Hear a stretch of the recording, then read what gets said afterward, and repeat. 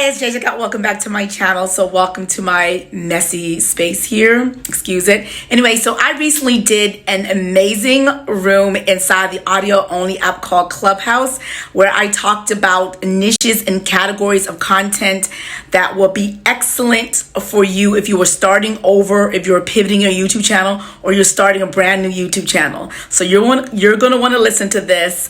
I think the tips and insights are not something I've seen on other YouTube videos on this channel, or just YouTube videos about this content. So it's pretty amazing. You want to go listen through.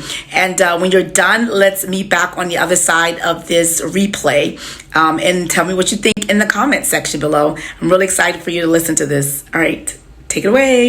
Today we're going to be talking about how to get more YouTube views with these new niches. 3 different specific niches that get views and or help you grow YouTube subscribers and grow an audience specifically. And they're not, I wouldn't say that they're underutilized. I think that a lot of times when people think about starting a channel or pivoting their channel, they really don't consider these other areas that allow you to grow really, really fast than whatever you're doing now. Like whatever you're doing now, this is faster. And I almost can guarantee it's faster because I studied these sort of stuff like that. So I studied this area. So here are the 3 platforms. And after I tell you the 3 ways, the last way is actually there's a way to use vidIQ's new VPH, which is views per hour feature, to get you to that last one.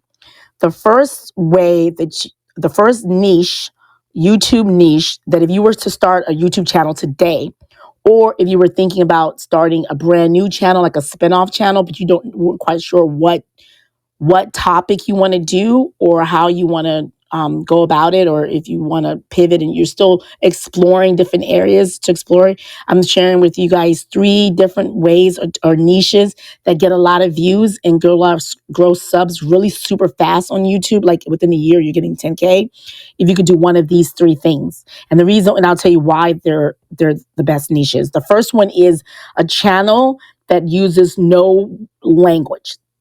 So when you do YouTube, for example, I speak English, there are other people speak Spanish, there are other people speak different languages around the world. YouTube is a global, platform. It's used by people all over the world. They have creators that speak all different languages, and they have viewers and audiences of all languages across the world viewing YouTube videos. It's a global platform. And so normally when you start your YouTube channel, you're going to speak whatever native language that's native to you. And that means the people who you're speaking to usually would have to understand that. Yes, YouTube have tools for you can translate a video, or you can put captions in your native language, but we all know that that process is not as fluid, and especially if you're doing instructional, sometimes people want to hear or learn, or if it's a joke channel, hear it in their own native language. So there's a barrier there. There's a language barrier. So you speak a language, your audience is your language. However, you can grow a new channel or pivot your existing channel, or if you're starting over on YouTube, if you select a niche where there is no language whatsoever. Now, what are examples of no language or voiceless channels? Meaning like either there's no language or there's no person speaking words. Like there may be music, but there's not you saying, "Hi, I'm JJ. Welcome to my talking about such and such." Or, "Hey, today we're going on a shop." I see A-Train where, he does as a family channel, and they do grocery haul. So today we're going to Walmart, and we're going to go check out. Walmart has a special out. We're going to see what they have available for spring, what things, let's go shop with me, sort of things like that. So you have to hear him saying these things, know what he's talking about, and you're going on there. And as he's go through, he narrates, he's picking up items, and he's saying, "Hey, this is such and such. This is on sale. Last week we came here. This was like $10 more. So this is definitely a deal. So I'm putting this in my cart." You got to know what he's talking about. You can't just see him picking up cart and not know it.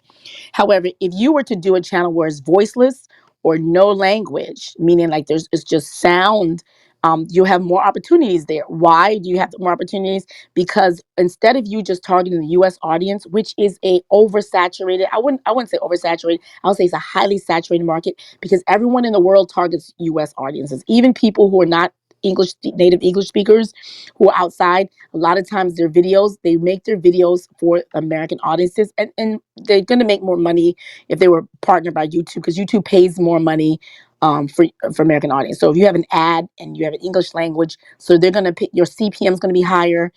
You'll make more money from ads targeting American audiences. So that's why a lot of times people want to target the American or European or those the languages. American audience is just lucrative. So that's why people do it. So you're not only competing with your fellow Americans and English speakers. So in Canada, for example, English in some parts of the Caribbean that speak English as their native language first, you're competing with all these people, and then you're also competing with other parts of the world that are also targeting Americans. But if you can make your channel in terms of for views, right? Now you're not talking about for ad money, you just want to get views. If you can create a voiceless channel that has I'm just give you examples in a second, that has no words, you automatically open up your opportunity to get views from people who can benefit from your channel who are not English speakers. So it's like a no-brainer. So what are examples of voiceless channels that get millions of views from people? Because the Indian population of India is so big. The Eastern Hemisphere, do you know, like I say, like maybe 1/4 of the world's populations are in the Western Hemisphere, the Western part of the world. You talk about the Western world. We're just a blip on the screen in terms of this globe that's called Earth. The majority of people are in Asia and India, in China, in some countries in Africa. There's just a lot of people there. They have the internet, they have YouTube, they watch YouTube, but people don't target them. So if you were to do your channel and you did, like, for example, a sound garden channel. I know someone started a sound garden channel. She blew up instantly because all over the world, especially if you practice Eastern religion like Buddhism or Hinduism, or just language, religions that music and sound is part of their meditation because they're meditating. And even in the United States, yoga is big. A lot of people meditate. So all around the world, anyone who use sound to meditate, to help focus and things like that, she was able to blow up because everyone can benefit from. Everyone knows what that is. It's a sound channel. So that's one example of the channel. Those lo-fi channels blew up. Lo-fi Girl is the biggest example. In 2020, people were stuck at home. She just played her. I know it's been bought out by an entity now, but when the person first created that channel, all she did was live stream some lo-fi music, and it's just blew up in over a year because it benefits everyone all over the world. So all sound related channels, sound gardens, all those things are going to do well. And there's not just about sounds. Also, if you do a cooking channel, you don't have to be saying, this is the ingredient today I'm cooking such and such, such and such. You can just actually have a camera overhead. So you can have a cooking channel where you have the camera overhead and you're just showing how to make the ingredients, and you put up, if your main language English, and maybe because English is like a big language, and then your second language hyphen and whatever the language is, but people can see what it is. This is raspberries. It might be called raspberries in another language, but if you're showing me a bowl, I know that's raspberries. We might call it something else in our language, but it's a bowl of raspberries. And then you're showing me prepare this dish, and you're not talking at all. There's music in the background, there's ingredients. I can benefit and watch that channel and subscribe to that channel, and you're going to get more viewers because it benefits people who do not speak your native language. So that's one. The third and final example I have this is DIY channels, when you're showing someone how to do something. You don't necessarily need to say, all right, today we're going to make this ceramic mug and we're going to put a design on the ceramic mug. Here's the mug. Here's the thing. You're just saying stuff. They can see it. They can see that's a mug. They can see that's applique, whatever like that is. They can see this is the liqueur, glue liqueur, and people can see and if not, you can put in description box what it is, and they can use the Google Translate to figure out their language, what that is that you're doing. But for the most part, DIY channels, when you're showing someone how to do something, how to fix, how to reupholster a chair. Like I watched how to reupholster a desk from someone who was a French speaker. Like their whole thing, like they didn't speak English, but it didn't matter because they just said, "Here's a desk, here's a sandpaper. This is them sanding it down." That's step one. Step two is they showed me, get this. Okay, I know where that is at Home Depot. I don't need to speak English to know what that is. I mean, speak French to know what that is. Go get that from Home Depot. Then get this. These are three things I'm using. This is after I put this glue down, and then I put this down, and then I here's my cloth, and I wipe it down. And look, here's the final results without them having to talk at all. They're just showing me how to do it. So DIY channels is the third type of voiceless, no language channels. that if you were thinking about pivoting, or if you were thinking about changing, taking your channel, even if you have an existing channel, maybe consider doing one video that's voiceless or languageless that just has sound. And then there are also soundless. There's lifestyle. If you're in a lifestyle niche, consider this as well. There's lifestyle channels that are no voice, no sound, like essentially like day in my life. They do not speak. They videotape themselves getting up, they get dressed, they go through their day, they go grocery shopping, they go to the store, they go get some coffee, and they don't speak not once. There's just music. So it doesn't matter what language it is. I can follow that person and watch that video and be solely satisfied with the video without them having to speak once. So that's the first type of channel that you can do. That's a niche, that grows subs, that grows views tremendously, because you're not relying on the highly saturated American English speaking world audience that gets a lot of competition for their attention. So that's the first one. Okay, so the second one that I'm sharing today is the foreign language. Now, we have Lalo, who sometimes comes to the room. He has grown, and I'm using him as an example. And hello, Lalo, if you listen to this in the replay, Lalo has about 420,000 or so subscribers on his YouTube channel. He was able to grow pretty quickly. I think it took him like a couple years. He moved to the United States 2 years ago, 3 years ago, and so his whole channel was based on me coming to the United States and my life changing from coming to America essentially. So it's a coming to America channel, but he's speaking to people in Spanish speaking countries that aren't in America and want to know what is it like to come to America for the first time, and what is it. So he's like, I'm going to the gym in America for the first time. I am grocery shopping in America. So all those people are curious, but he's speaking to them. He's speaking to us, and he grew really, really super fast because, and he said this, is that, and I know people who target Brazilians too, say in other countries, they do have creators that speak, but it's less, there's not that many popular. It's less competition. So everyone speaks English in America. Everyone's like speaking English or targeting English. So you have a lot of competition for English language fellow YouTubers creating content. But because he's creating content for Spanish speaking audiences, there are not as many channels as just Spanish speaking that's doing that specific niche. And there's not a lot of them, but it's a high search audience, a high search topic. So people actually want to know what it's like to live in America from other countries. So that's why people say, immigrating from Nigeria to the United States, this is what you need to do. Here's the visas you need to do. Here's the application. Here's what you need to do in order to get a green card, or which is called permanent residence. Here's what you're going to encounter.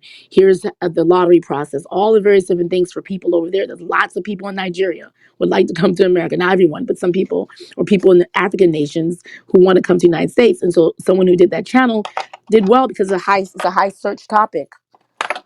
So anyway, so that's another thing. If you can do a foreign language, or if you speak a foreign language, and you're considering doing a foreign language version of your English language channel, that's another opportunity for you to target a market. Because again, there's a lot of competition for English speaking American audience eyeballs, which does get a lot of money for ad spend. But in terms of for views, if you're looking at views and subs, there's a lot of opportunities for people who are not native English speakers, who are willing and looking for channels that speak their language, that's talking to them, that knows their pain points or is addressing their issues. So that's the second type of channel. And the third one is where I think vidIQ can really help you, is how-to channels. And we already know that how-to channels do well. And the reason why a how-to channel, if you haven't considered a how-to channel for your own niche, or for a new niche, or for a new channel, the reason why how-tos are great is this sole reason right here.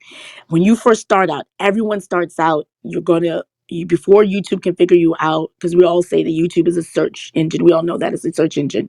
So what you know about the search engine and machines is they need data. They need information in order to work. You can't just start a YouTube channel and the machine just knows where to put your channel. You have to actually create content, and you have to create content on a consistent basis. And then you have to put the AIs are sophisticated enough that they can read what's going on in your channel. YouTube now has machine learning. It has YouTube, Google Lens, and YouTube Lens actually can read can see, this is a figure, this is a female silhouette, this is a tree. This is a nature channel because there's a lot of trees, there's a lot of browns. The machines are sophisticated. However, it doesn't hurt to help the machines out with SEO, and the machine's going to take a while to figure you out. While the machine is taking them a while to figure you out, a lot of new channels, you have to do SEO. I know it's a dirty word. Sometimes people want to just say, let YouTube do its thing. Yes, YouTube can do its thing. But when you're first starting out, you have an opportunity to actually help it out by optimizing. And this is where how-to channels, which is the third way that you can grow really fast, subs and views, is you consider starting a how-to channel. It's because how-to channels, that's the queen and king of search, because people are always searching what? How to fill in the blank, how to chop down a tree, how to relace a pair of Sperry's. I had to research that recently for my daughter. She had some Sperry shoes and the laces were messed up and I had to relace them. If you guys even know about Sperry shoes, it's really complicated. It's like boat shoes. You guys know boat shoes. And they have like the lace going around the trim. It's kind of like, how the hell do you relace that? That's really hard. So I had to Google, I had to go to YouTube because YouTube is this place where it's going to show me how do I relace. There were only three channels, three videos that showed up and kept re-showing up. And the channels that showed up, they weren't necessarily, didn't necessarily have a lot of subs, but those views on that video, oh yeah. Because you know what? Every year people have, and it's an old video, every year people have to relace their boat shoes. Every year they're going to run to YouTube and type in how to relace boat shoes.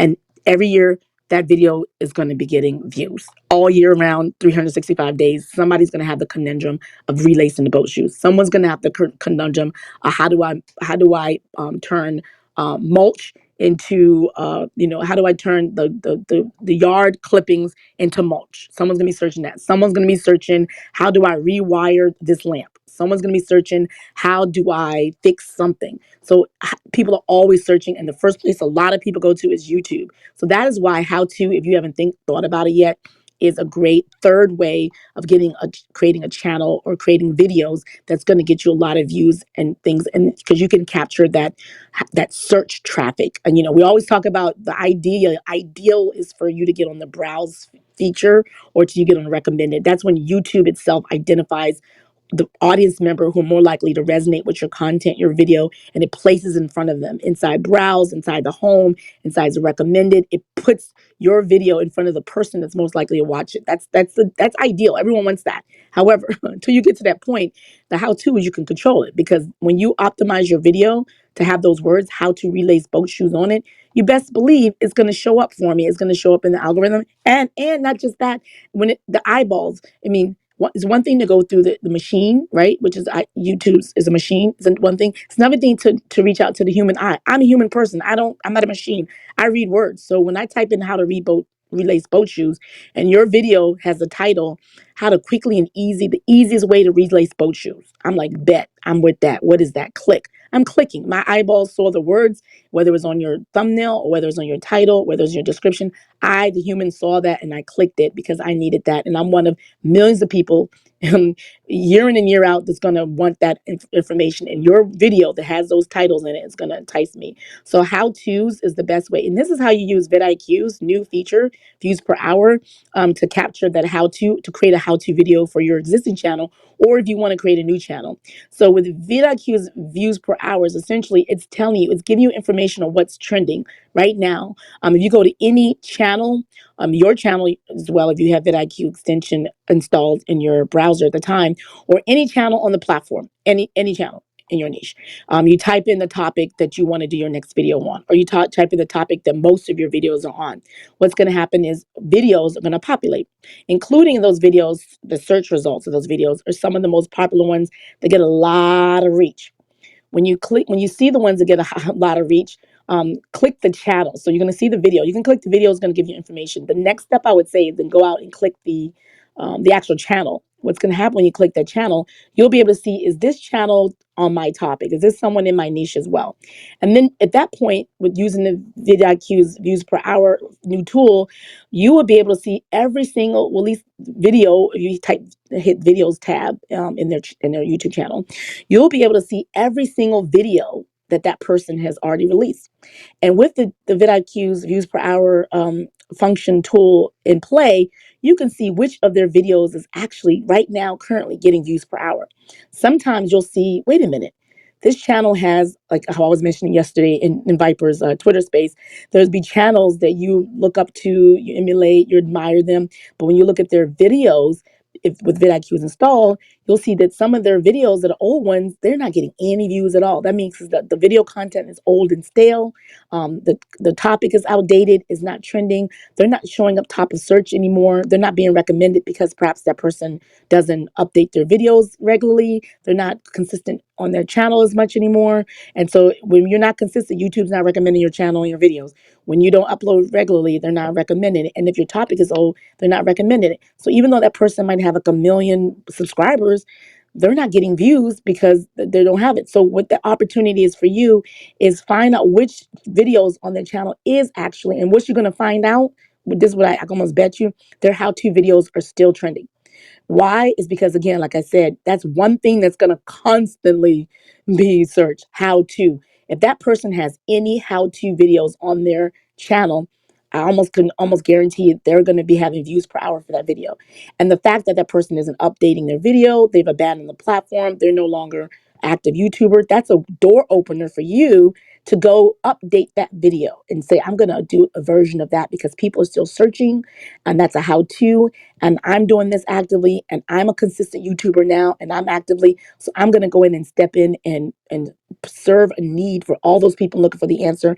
And what I'm going to do is, if I were you, is I would put the 2022, because you know what? In 2023, you can delete the word 2022 from your title and it's still relevant. So I wouldn't put 2020, and you can also change your thumbnails. So if it's 2022 and you put that in your title, you put that in your thumbnail, and you put that your title, thumbnail, description. Once 2023 hits, you can just remove the word 2022, replace it with 2023, replace the thumbnails, switch up the thing, and voila, it's updated again. So, but for now, it's still March, it's early 2022, I would do that. So what's going to happen is, while that how-to is trending, and then I can tell you that's a trending topic, you can hop on that trend, and that's how you can get more subs and potentially more views, and then potentially more subs, using the vidIQ views per hours, and using that as a strategy. Again, none of these things work without strategy. No one grows on YouTube by just luck. Some people do. Some people luck out, get like a great shorts that blows up, and then they blow up, and then boom. But then after they blow up, they have to keep consistently playing, keep it up, and to satisfy these new subscribers that they got after they blew up. Most people, that doesn't happen to. That's a fluke, and that's great for them. But most people grow with the strategy. And yeah, so that's what I was going to share with you, is that those, if you have a strategy of how you're growing your channel, and then also studying, what there's a hole in the market where people, there's not someone there's a hole where people are searching and they're looking for something, and the most updated content on there is 1 or 2, 3 years old. That's like a no-brainer, especially if you're active, especially if you're consistent, especially if you're looking for opportunities to go in and fill that void, to fill that hole, to fill that search market that's looking for more up-to-date, modern, because there's nothing that's consistently the same year in, year out. You know what I mean? There's some things, like there's this woman who did a video on how to cornrow, how to do a basic cornrow. Like, it was a really great video. She did it 10 years ago. When I type in how to cornrow, her video comes up. When I watched it, it's good. It's just like basic, this is how to do a basic cornrow. So yeah, there are some things that survive the test of time, but there are a lot of things in YouTube platform that actually can be updated, even if it's a small update. Even if it's a minor update, go ahead and do it, minor update, make it 2022, and replicate that video, and ride the tide of someone's search. So now, wasn't that awesome and pretty amazing? I think so. Anyway, let's talk about it below. If you have any ideas, have you considered doing a foreign language or silent room? And if not, why not? Anyway, and if you are interested in joining the J Squad, which is my community here, I would like to invite you. How do you do that? You subscribe to this channel. You hit the notification bell so YouTube will let you know whenever I upload a new video. And yeah, we'll keep popping. We'll keep learning. In the meantime, watch this video and this video so you can continue the learning from me. And I'll see you on my next live or my next video. Cue my outro music. Ba-dum, ba-dum, boom.